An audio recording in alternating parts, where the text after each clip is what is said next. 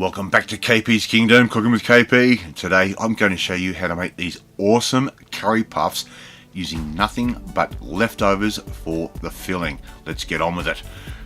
Right, so I've got a little bit of leftover vegetable and potato and chicken from last night, and we're going to use this for our filling. I've got some wedges, some potato wedges. I'm just going to put these in my little mixer. As many of my subscribers have seen, I use this quite often.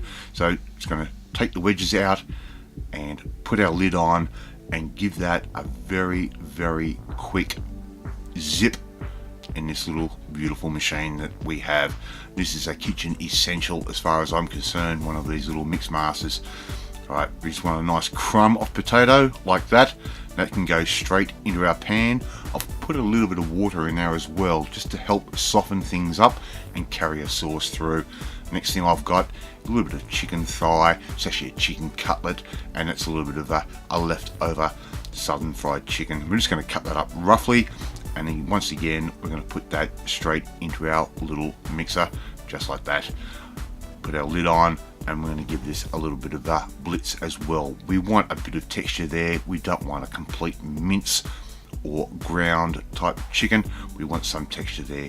We're just going to add in the rest of our vegetables. There's some carrots, some corn and some peas. Just a good healthy meal that was. That beautiful southern fried chicken, the potato wedges, and a little bit of vegetable. Good balanced meal. I'm just going to throw all of that in after we've given that a quick blitz. Some of it will stick to the bottom of that little mixer. Make sure you scrape all of that out because it is all goodness. Okay, I'm using a mild curry paste here, a very mild curry paste, like a tikka masala or something like that. Just something nice and simple, and that water has already started to evaporate back into that potato. It's also going to help carry that curry paste through all of our vegetables. I'm just going to fry that off for a couple of minutes, and look how the colour has changed already. That beautiful golden colour. We're not going to cook this off very hot. We want to keep it relatively cool. Here I've got some store-bought puff pastry. Just slide your big knife in under that while the sheets are still frozen. Give that knife a little bit of a twist and those sheets will come off.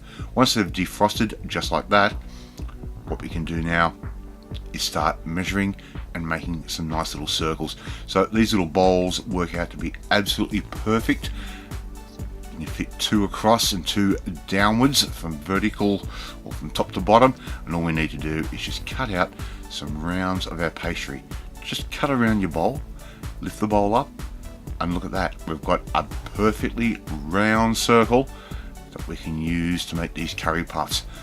Now I'm going to lay those aside just like I'm doing there, and what I'm going to do, the rest of that pastry, it's good for nothing, so we can just remove that and toss that in the bin. That blue paper or blue plastic, as you can see, I'm just going to cut those into quarters, and they are going to help separate our pastry.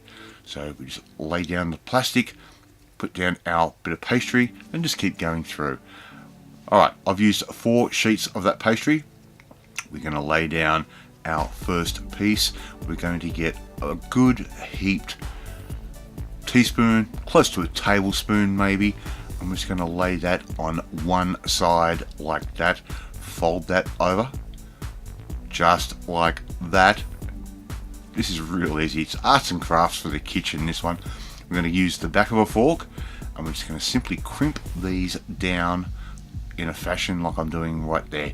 Really, really simple. We do the first side, we're going to flip it over, and we're going to do the other side to make sure we have a really good seal and none of that filling will pop out. I'll show you once more. We're going to lay down our piece of pastry, a good heaped teaspoon, close to a tablespoon, maybe a little bit more. Don't go too heavy on these. We want to make sure they seal and don't explode when we cook them. So make sure you get that away from the edge. I'm just going to fold that over like I'm doing right there. Very, very basic, very simple. Make sure you try and get as much of that air out as possible. Then we're going to use the back of the fork once again just to seal them down. Very, very simple idea. Once you've finished making them all up, we're going to sit those in the fridge for about half an hour, let them firm up a little bit.